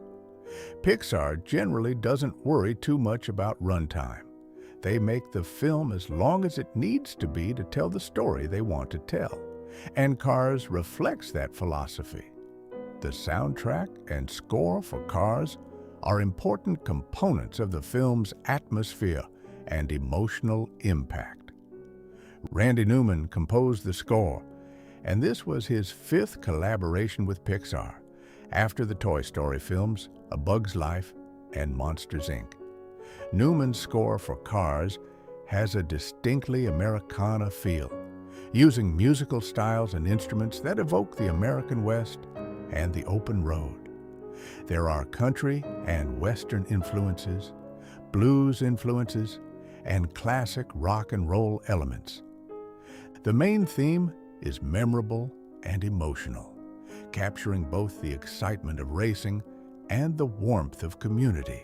Newman also wrote several original songs for the film, including Our Town, which plays during the sequence where Sally shows lightning around Radiator Springs and explains what the town used to be. Our Town is a beautiful, melancholy song about places and times that have been lost, and it perfectly captures the film's nostalgic tone. The song plays over a montage showing Radiator Springs in its heyday, when Route 66 was thriving and the town was full of travelers and life, and then showing the decline when the interstate was built.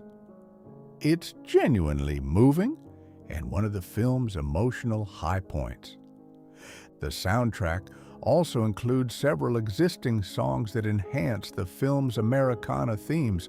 The opening race features Real Gone by Sheryl Crow, which is an upbeat, driving rock song perfect for the racing energy. Route 66, the classic song written by Bobby Troup and performed by numerous artists over the years, appears in a version by Chuck Berry, directly connecting the film to Route 66's cultural history. Life is a Highway by Rascal Flatts plays during the end credits and became strongly associated with the film. It's an optimistic road trip anthem that fits the movie's ultimate message about enjoying the journey. John Mayer performs Route 66 for the film as well, giving it a contemporary feel. The use of music in Cars is strategic. It reinforces the film's themes, sets the mood for different scenes, and connects to American musical traditions in a way that feels authentic rather than forced. The score and songs work together to create a cohesive audio landscape that supports the visual storytelling. In terms of box office success and reception, Cars was released on June 9, 2006, and it performed well commercially, though it wasn't quite the runaway hit that some previous Pixar films had been. The film opened at #1 at the domestic box office with about $60 million in its opening weekend, which was solid but not spectacular by Pixar standards. It went on to make approximately $244 million domestically and $462 million worldwide, making it profitable but the lowest grossing Pixar film up to that point. However, where Cars really became a phenomenon was in merchandising. The film generated billions of dollars in merchandise sales, particularly toys and die-cast car models. Kids loved the characters and wanted the toys, and the Cars merchandise line became one of the most successful in Disney's history. This merchandising success led to Disney creating a whole Cars franchise, with themed attractions at Disney Parks, a land called Cars Land at Disney California Adventure that's incredibly popular, and obviously sequels and spin-offs. So while the movie itself was modestly successful theatrically, its cultural and commercial impact was enormous. Critical reception to Cars was mixed to positive, and it's interesting to look at why. The film currently holds about 74% on Rotten Tomatoes from critics, which is good but notably lower than most Pixar films. For context, Finding Nemo had 99%, The Incredibles had 97%, and Ratatouille, which came out the following year, has 96%. So Cars was seen as a step down in quality by many critics. Common criticisms included that the story was predictable, that it followed a fairly standard hotshot learns humility arc, without bringing much new to that formula. Some critics felt the film was too long and that the middle section dragged.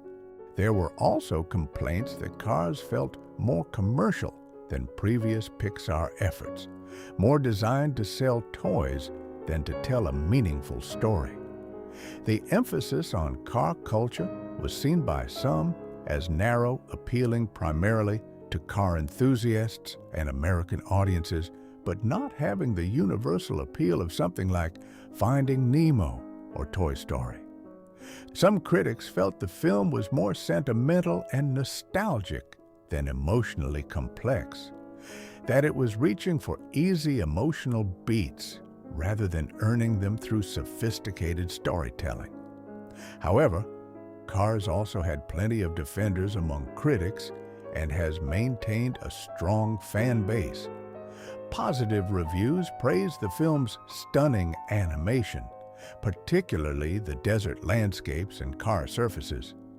Many critics appreciated the film's themes about community, slowing down, and valuing relationships over success. The voice acting, especially Paul Newman's performance as Doc Hudson, received widespread praise. The film's humor and heart were seen as genuine, even if the overall story was familiar. Some critics argued that Pixar shouldn't be held to an impossible standard where anything less than perfect is considered a failure, that Cars is a good, well-crafted film, even if it's not at the absolute top tier of Pixar's output. Audience reception was generally more positive than critical reception, with many families embracing the film and kids particularly loving the characters and the racing action. The film's cinema score was an A, indicating strong audience approval. Over time, Cars has maintained its popularity, especially among the generation that grew up with it, and it's become a nostalgic favorite for many. Looking at the strengths of Cars, there are several elements that really work well. The animation is genuinely beautiful. Pixar's technical skill is on full display with gorgeous environments and expressive character animation. The voice acting is uniformly strong, with standout performances from Paul Newman, Owen Wilson, and Bonnie Hunt. The film's themes about community, loyalty, and valuing the journey over the destination are meaningful and well-developed. They're not just tacked on, but integrated into the story. The world building is excellent. Radiator Springs feels like a real place with history and personality, and the car world logic is mostly consistent and fun. The humor works. The film is genuinely funny without being juvenile or relying too heavily on pop culture references that will date quickly. The emotional beats, particularly Doc's story and Lightning's transformation, are effective and genuinely moving. The film has a lot of heart. You can feel the personal investment that John Lasseter and the creative team had in this story and these themes.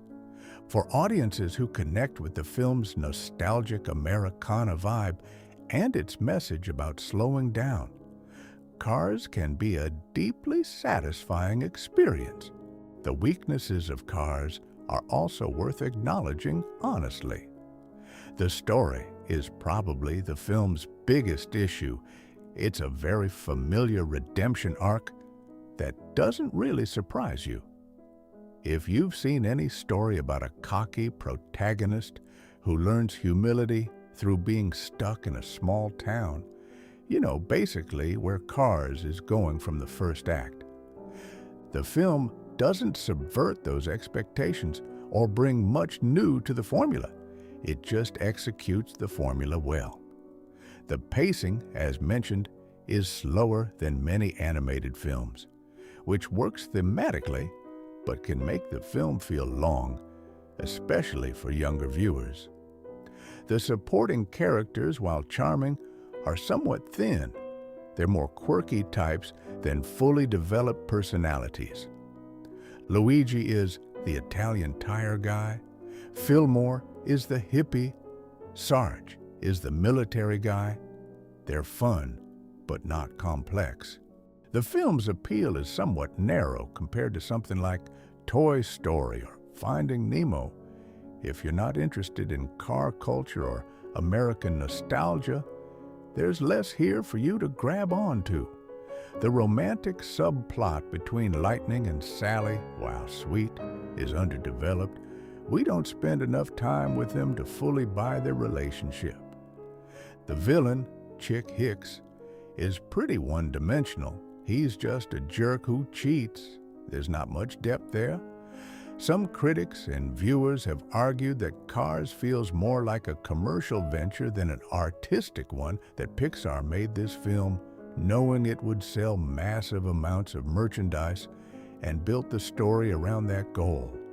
There's probably some truth to this. Disney definitely saw the merchandising potential in a movie about cars, and the film was designed with toyability in mind.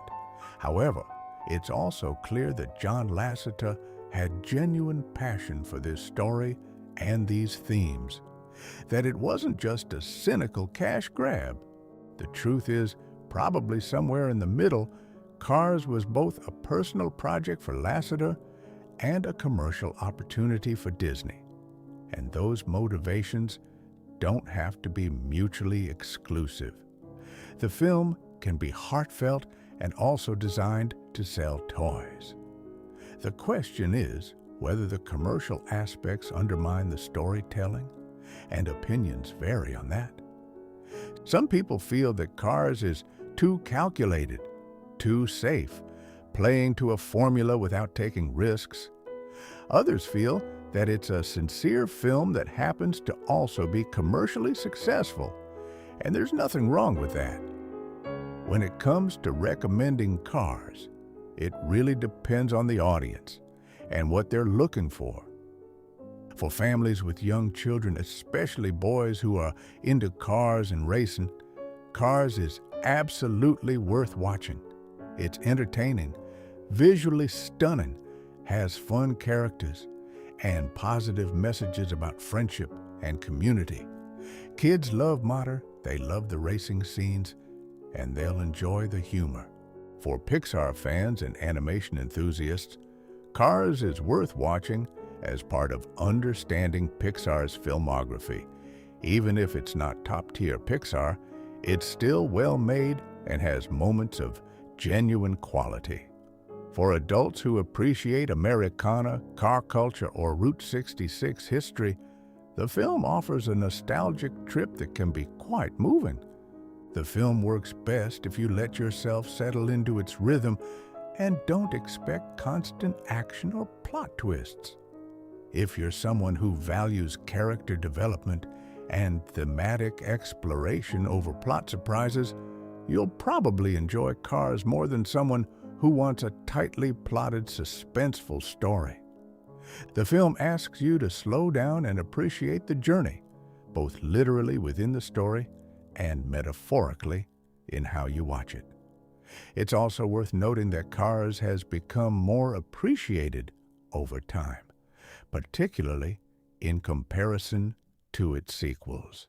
Cars 2, released in 2011, was widely considered a misstep, taking the franchise in a spy movie direction that didn't really work and focusing too much on Mater at the expense of other characters. Cars 3, released in 2017, was seen as a return to form, basically serving as a direct sequel to the first film and ignoring most of Cars 2. As people have lived with the franchise, there's been a growing appreciation for how well the original Cars told its story and developed its world. The first film has a sincerity and focus that the sequels lack, and that's become more apparent with hindsight.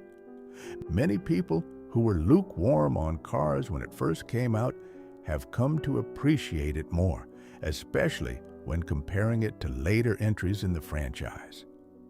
From a cultural impact perspective, Cars has had a significant influence despite mixed critical reception.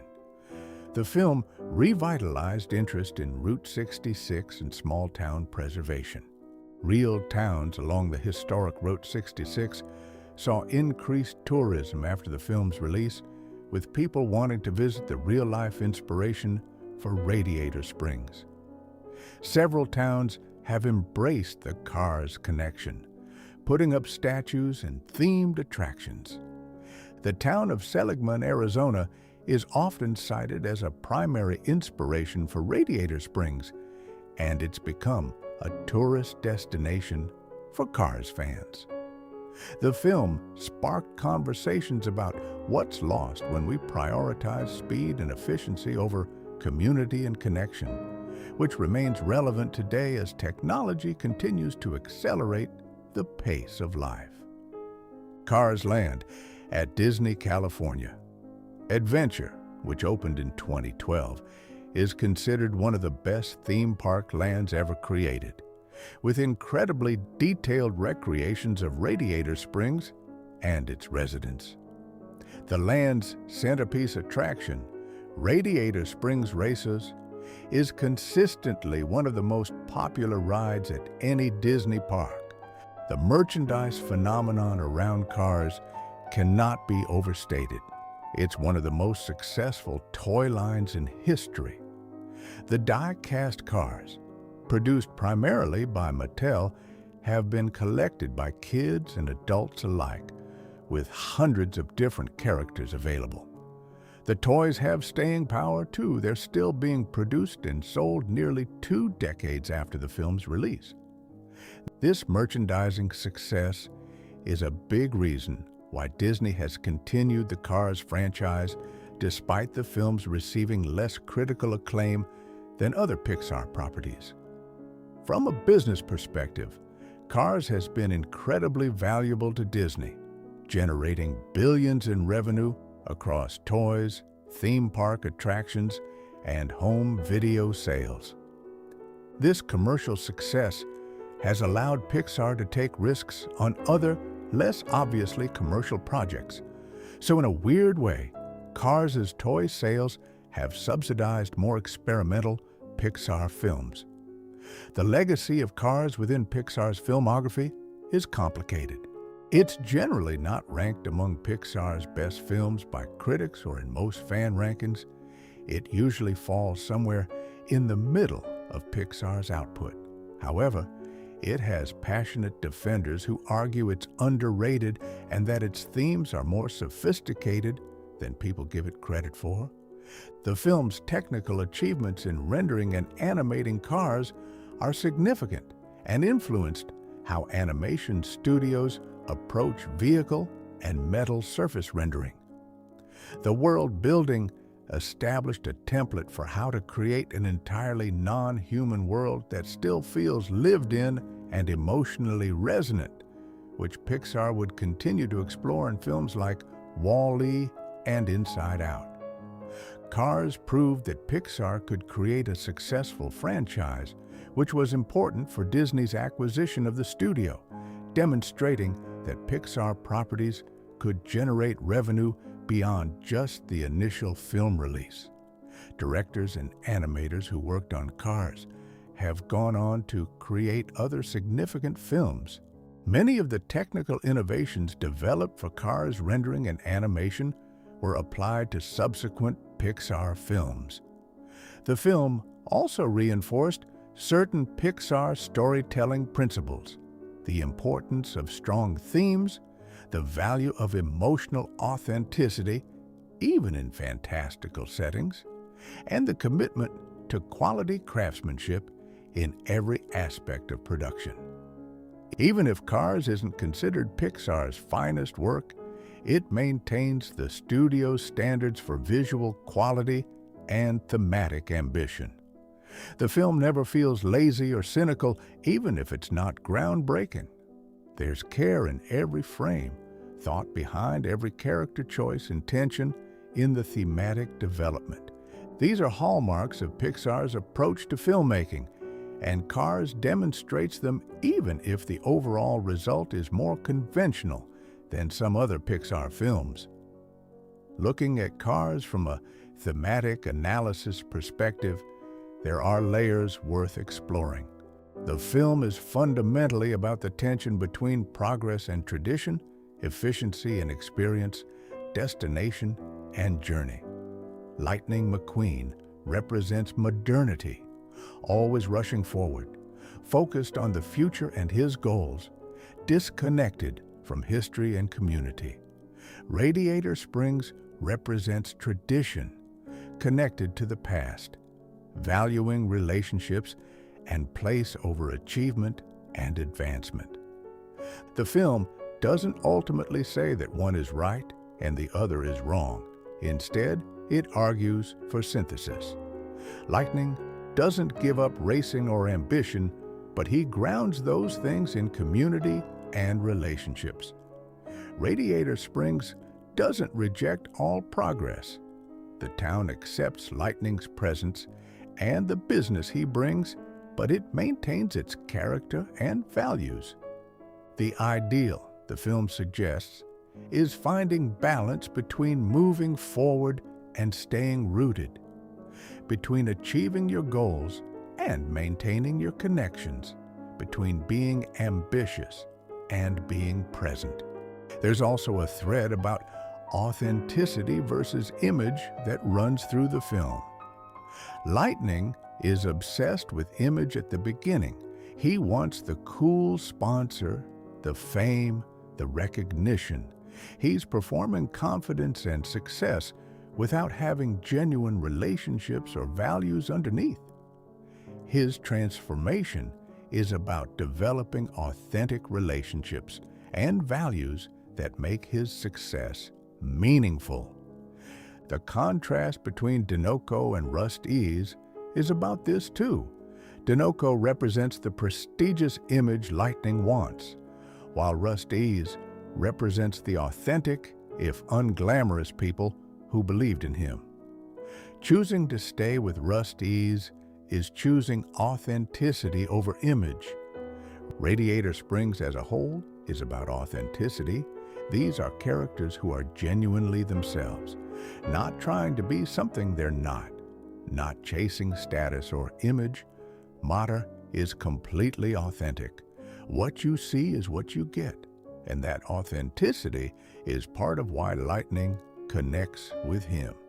The film suggests that authentic connection and self-knowledge are more valuable than any external measure of success. The generational themes are also significant, particularly in Doc's storyline. Doc represents an older generation that's been discarded and forgotten. His story is about the cruelty of a culture that values people only for what they can currently produce. When Doc couldn't race anymore, the sport threw him away, didn't honor his previous contributions, didn't make space for him in a new role. This is a real issue in American culture, how we treat older people, former athletes, anyone whose productive years are perceived to be behind them. Doc's bitterness is understandable. He gave everything to racing and was discarded when he couldn't give anymore.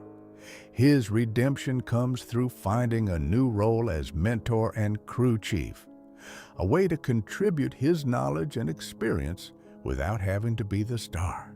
The relationship between Doc and Lightning is a mentorship that benefits both of them. Doc gets to pass on his wisdom and stay connected to what he loves. Lightning gets guidance and historical perspective that makes him better. This suggests that honoring older generations and creating space for intergenerational connection benefits everyone. There's a subtle environmental and sustainability message in the film as well, though it's not the primary focus. Fillmore's organic fuel and general hippie philosophy represent alternative, more sustainable approaches to consumption and living. The film's critique of interstate culture and endless rushing is partly about the wastefulness of that lifestyle. Route 66 culture, where you drive slowly and stop in towns, is inherently more sustainable than blasting down the interstate at maximum speed, never stopping, consuming resources without contributing to local communities. The film's nostalgia for Route 66 is partly nostalgia for a time when American culture was less about consumption and more about experience. This theme isn't hammered home, but it's there in the background, particularly in how the film celebrates small businesses, local communities, and simpler ways of living. The film also explores what it means to be a community and why communities matter. Radiator Springs is struggling because the interstate bypassed them, but the residents haven't left. They've stayed together, even though it would probably make more economic sense to move somewhere with more opportunity. Why? Because they're a community. They care about each other, they have history together, and that means something beyond economic efficiency. The film shows how they support each other, how each business and resident contributes something unique to the whole. When Lightning helps revitalize the town, he's not just bringing business, he's validating their choice to stay, to maintain their community despite the challenges. The film argues that communities are worth preserving and supporting, that there's value in local connection that shouldn't be sacrificed for efficiency or progress. This is increasingly relevant in an era where many small towns and rural communities are struggling while people concentrate in major cities. The idea of home and belonging is central to Lightning's arc. At the beginning, Lightning doesn't really have a home. He has a sponsor and a hauler that takes him from race to race, but no place he belongs. He's geographically and emotionally rootless, always moving to the next thing.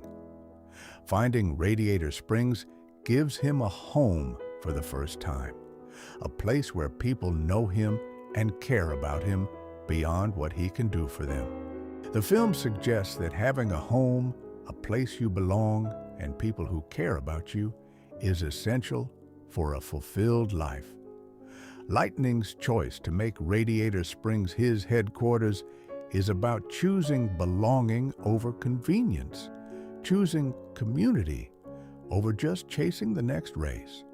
In an increasingly mobile and disconnected world, the film's emphasis on the importance of home and belonging resonates. One interesting element is how the film handles competition and winning. Lightning is a professional racer. Competition is literally his job, And the film doesn't say competition is bad. Lightning continues to race after his transformation. Competition and excellence are still important to him. But the film reframes what competition should be about and what winning means. At the beginning, winning is everything to Lightning. It's about ego, proving he's the best, getting recognition and rewards.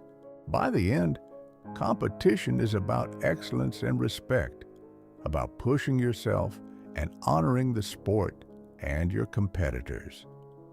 The king represents this healthy approach to competition. He's competitive and wants to win, but he respects his opponents and understands that how you compete matters as much as the result. When Lightning stops to help the king, he's demonstrating that sportsmanship and integrity matter more than winning at all costs. He still competes, he still tries to win, but he won't compromise his values to do it. This is a much more nuanced approach to competition than simply winning isn't everything. It acknowledges that competition can be valuable while also insisting it be done with integrity.